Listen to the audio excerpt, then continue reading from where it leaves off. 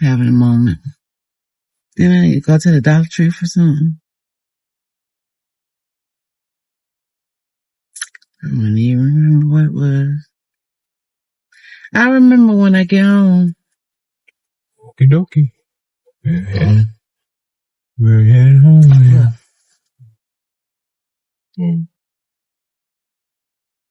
Ain't nothing. Oh, well. Liquor store.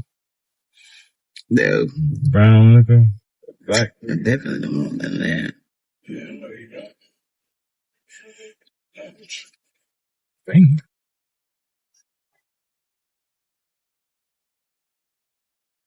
Got me out here in these streets looking all crazy. You ain't going in, you just here with me.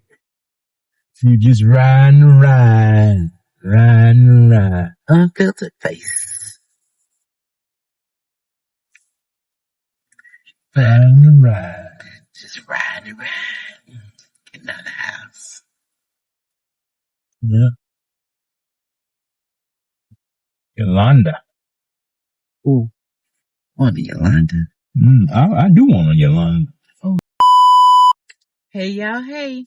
Welcome back to my channel, Cheating Vegan Scarecrow. Today, I want to come to you and talk about my brain fog that I've been suffering with. It's been a real problem. As you know, I retired early from my job, and that was one of the main things that I was suffering with. Cognitive fog, cognitive impairment. And that's something that you don't want to have to deal with, especially in your job. I was in banking, and the last thing anybody wants for me to get confused about what I'm doing when it deals with their loans, their deposit accounts. That's something you don't want to have to worry about, because you want to deal with somebody that has it all together. And that's one thing that I didn't have altogether.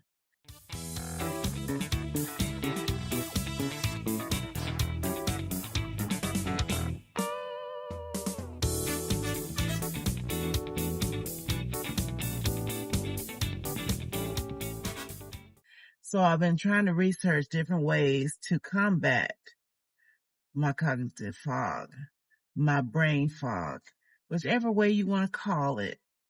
If you've ever had to deal with life over 50, MS related, chronic illness related, cognitive fog, brain fog, leave me a comment down below to let me know what you do to combat this impairment. Have you ever gone into a room and forgot what you went in the room for? That's very common. Trying to think of things that people do on a regular basis that they forget about. And they'll walk into a room, or they get into a car and they're getting ready to go off somewhere, and they realize they don't have their phone, they don't have their keys, and you run around trying to find out where it is. I know I just had it in my hand, but where is it now? I go to the refrigerator looking for milk, which I'm not looking for milk, but looking for a drink. And you find your keys. You ever been looking for your glasses? I know I just had them. And you find out they're on top of your head.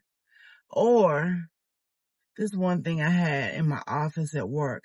I had like 10 pairs of glasses because I would put them down and could not find them anywhere. And so I always have an extra pair. Here and there I had them stashed all over the office because I would just lose track of them. So I think I got 7 hacks for combating brain fog. Number 1, They say to say it out loud. Why you are leaving the room and you're going to another room. Say it out loud. Why are you going there? I'm saying that you need to verbalize your intentions. So I'm going into the kitchen to get me a glass of water. I'm going into the kitchen to get me a bottle of water. I'm going into the kitchen to get me a bottle of water. I'm going into the kitchen to get me a bottle of water. Now people look at you crazy because they say you're talking to yourself. But as long as I don't answer, that's what I always heard. As long as you don't answer yourself, you're not crazy. But yeah, so if that'll help me. Number 2, carry a prop reminder. So if you're going into the kitchen to get water, take your empty water bottle with you. So if you carry that in the kitchen with you, you remember I went in the kitchen to fill up my water bottle. So take that water bottle with you, the empty one, and make sure you go ahead and fill it up before you recycle that old water bottle, like if it's a plastic one. Recycle that one. Or like if like everybody's got those like circle bottles, or they've got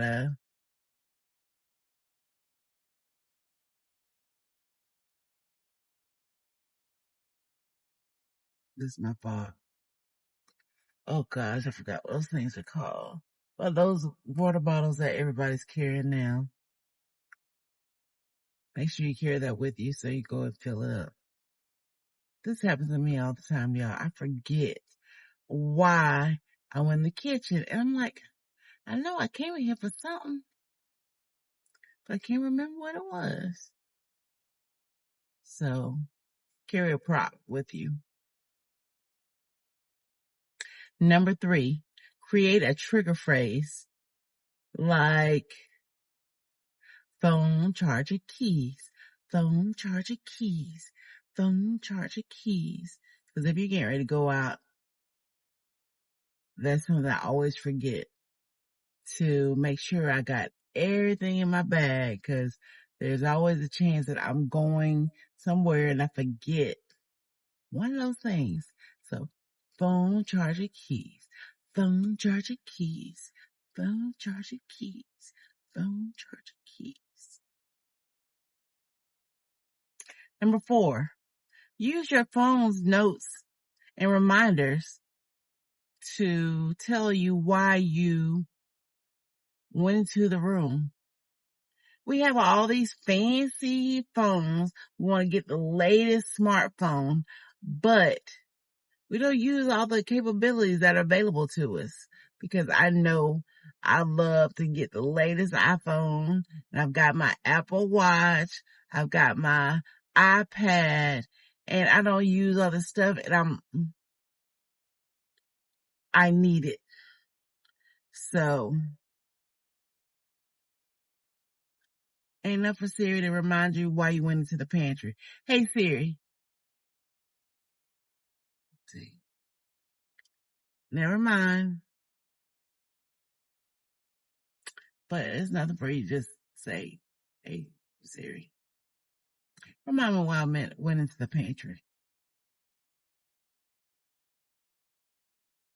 Remind me what I wanted to tell the doctor, because I had a doctor's appointment yesterday. And before I left, I knew there was something I meant to ask him.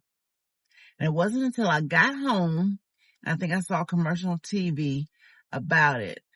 And I was like, I knew. I had my husband there. I said, what is something else that I was supposed to ask the doctor? And he and I both were sitting there like, ugh. And normally I put my notes in my phone, but this time I didn't. But this was my post-op, my post-op, about 3 months. post-op from my back surgery. And I knew there was something I meant to ask the doctor specifically because I've been wanting to have a massage because I still have pain in my lower back. But I don't want to mess anything up worse because I know I'm still healing.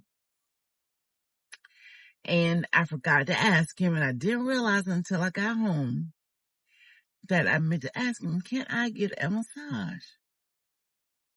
Would that be okay? Even though I'm healing, is it okay for me to have a massage? So I don't know. I guess I can put something in my chart to ask him. Because he still told me that it still can take up to 6 months to a year before I fully heal. So the pain that I'm having is normal. So he said, just make sure I'm still doing the exercises from physical therapy. But yeah, use your phone for voice notes and reminders. You got all these smartphones, you got the latest iPhone, go ahead and use it. It's not just for making calls. Number 5, stop. Just be still. A lot of times your body will retrace what you were doing before. So if you just give your body time to reboot. And sometimes you just have to be still. That's what they say. Don't just walk around aimlessly. Just be still. Just stop whatever you're doing. Don't take in any other information from around you. Because that's the problem I have. Distractions make our minds get off track a lot of times. Me specifically. So just be still. And give your brain time to reboot. Number 6. I was given the option to use a anchoring scent or music that will help you get through tasks. So now I remember as I was a girl coming up, and I always remember Saturdays, my mama would put on those old 45s. It might be whatever. And she put the windows up and we were cleaning, and it made the cleaning day go by quicker.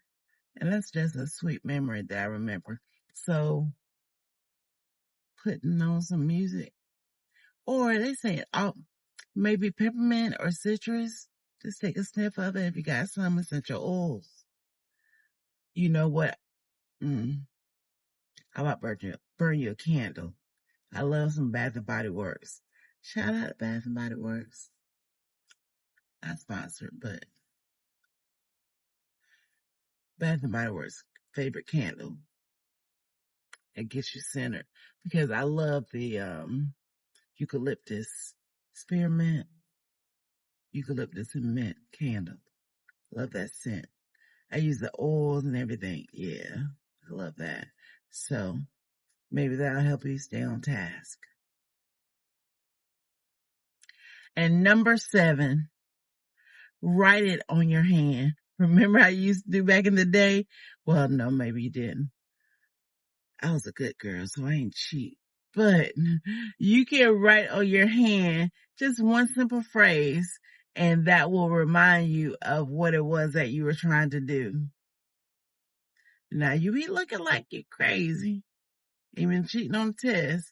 But, hey, we got to do whatever we can to remember these things because, like I always love to say, and I know my family get tired of me doing this, but I know y'all know. Life is hard for a pimp. Like Taraji said. But life after 50, and if you're suffering from a chronic illness like me with MS, then you suffer from brain fog, cognitive fog. So do whatever you can. And if you have any other tips, leave it down in the comments and let's see if we can help each other. But I want to just give you a glimpse of what MS related cognitive issues entails. What are 6 symptoms that are associated with cognitive issues related to multiple sclerosis. Number one is having a hard time with memory or recall. One thing I noticed that it seems like it's more difficult for me to remember appointments or learn new material. I learn at a slower pace, and it's different than it ever was. I used to be quick-witted, and now it's harder for me to even think of words. I don't know if you followed me on my channel, and sometimes I speak slowly and I'm trying to recall certain terms, but it doesn't come as quickly as it once did, and I fumble with my words a lot, and sometimes it makes me feel like I'm an idiot. I may come off that way, that I'm not as educated as I am. However, it's harder for me to recall those things that may come easier, or it may come easier to other people, and it came easier to me in past times. But now, as I'm progressing along this MS journey, things don't come as quickly. I try to maintain some type of activity to keep my brain active. My neurologist had mentioned that I should do puzzles, play games that cause me to keep my mind active and not just sit around and watching TV all the time, or just, lose it, or you use it or lose it, like that saying goes. And I believe that because I can tell now that I'm not working that I have to do things to stay active with my brain, because I try to keep different activities on my phone. There's lots of games that you can play, or trivia, or I have another game that goes through different type of mathematical equations and different things that you did in school, which I would go through a lot of times, and we would, my kids and I, we would go back and forth. That's something that I would do with my son Elisha when we sit there while he's having his treatment, and I would be trying to keep his mind active, but it was doing the same thing for me as well. So I was grateful for that, because it comes in handy. Number two, having issues with a visual spatial abilities, meaning that it's hard for me to get directions correctly.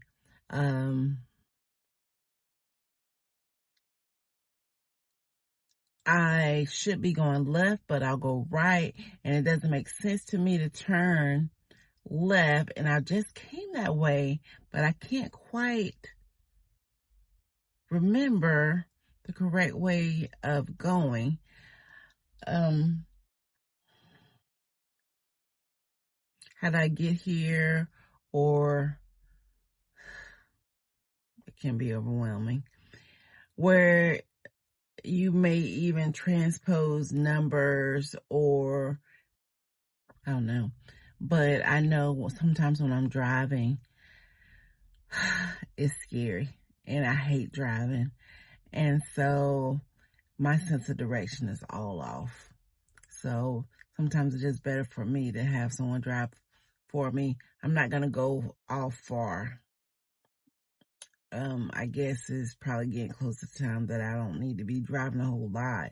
If I have to go off to my doctor's appointment or somewhere like that, I think I'm fine, but I do lose my sense of direction. And places that I've gone 100,000 times before, I still get nervous about it, and I will have to think hard about, am I going in the right direction?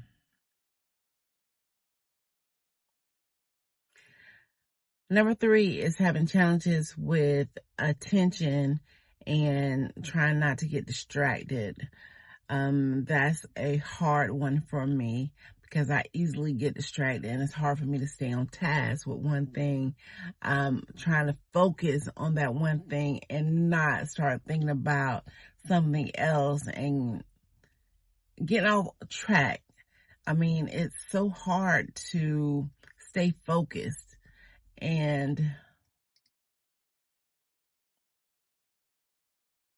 I'm not sure how to combat that.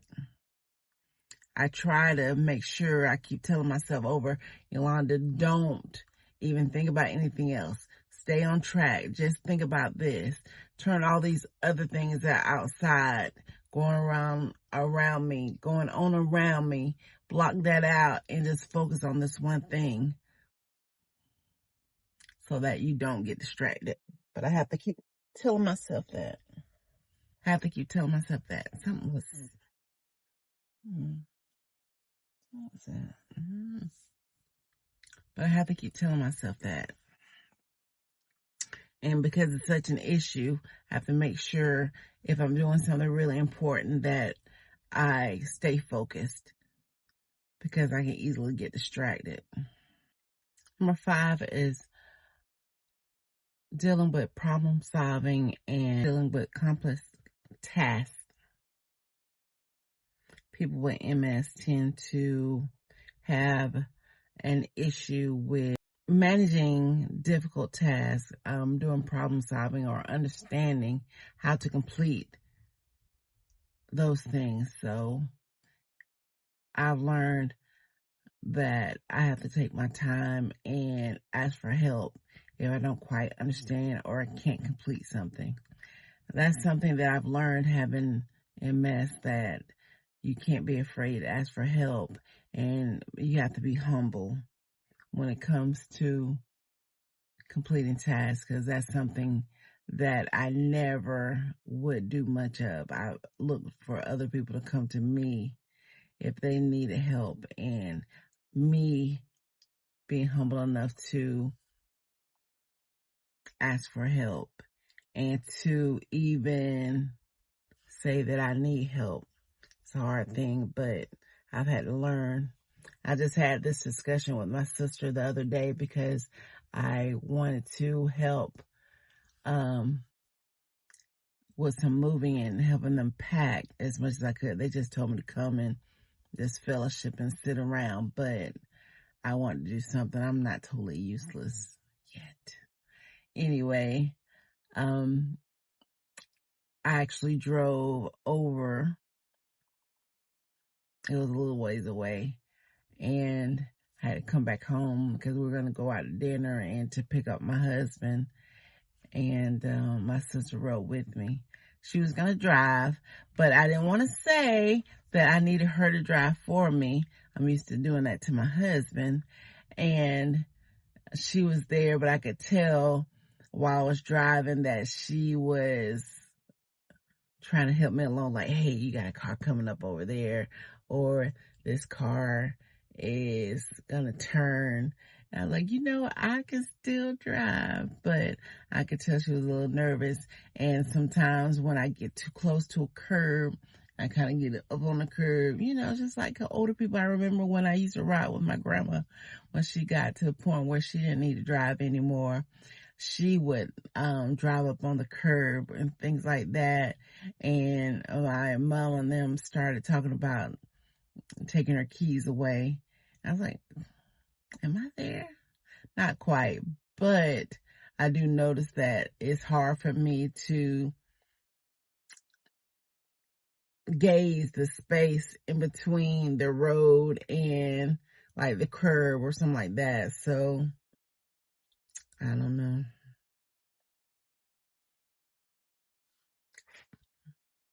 Maybe I do. I don't drive that much, but I do all right. Number 6 is issues with verbal fluency. And as I said before, that it's hard for me sometimes to carry on a conversation, not get tongue-tied, not get my word out successfully, because I may mispronounce the word. But in my mind, it sounds right. However, it comes out terribly.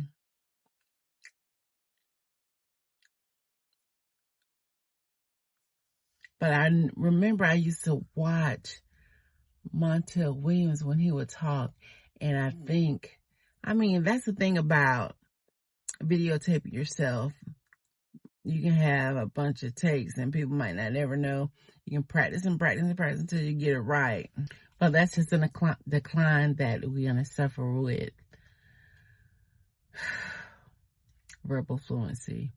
As much as you try to get the word out correctly, it's just going to come out all befuddled from time to time. And that's just one of the things I have to deal with. So I was going to come with you with some tips to combat cog fog that's MS related, because I did do a little research on cog fog, but I can only tell you what I've learned in the past about the doing puzzles and things like that to keep your mind active, reading, learning a new task. I don't know if I told you about my stepmom. She gave me a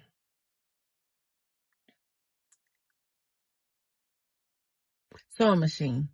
She gave me a sewing machine, so that's going to be a new task that I'm going to try to see if I can start sewing. And I wanted to start making a quilt that, because I kept some of my son's shirts, and I was going to make a quilt. We're going to work on that, but I'm not there yet. But right now I'm still just doing my adult coloring books, and I'm doing the puzzles, and I have some problem solving games on my phone. I do that, and right now that's my biggest thing. I am trying to learn sign language. I haven't been doing that in a while, but I'm going to get back to it. So learning new things, those are ways that you can keep your mind active. Some of the things that I said before about knowing if you're going from room to room and you get lost and like, I don't know what I came here for, I'm lost. I feel like I'm losing myself because it happens so often. But those are things that I can still do that'll help. But keeping your mind active and learning new abilities, that'll help you as well. So I'm just giving y'all a glimpse into my life and what's it like living with my chronic illness and how I'm dealing with it. And I hope that you get some value out of it. And if you have, leave me a comment down below, and I love to hear from you. And if you haven't already, subscribe to my channel and let me know if I'm helping anybody out there. I love to hear from you. And if you give this video a like, I appreciate it.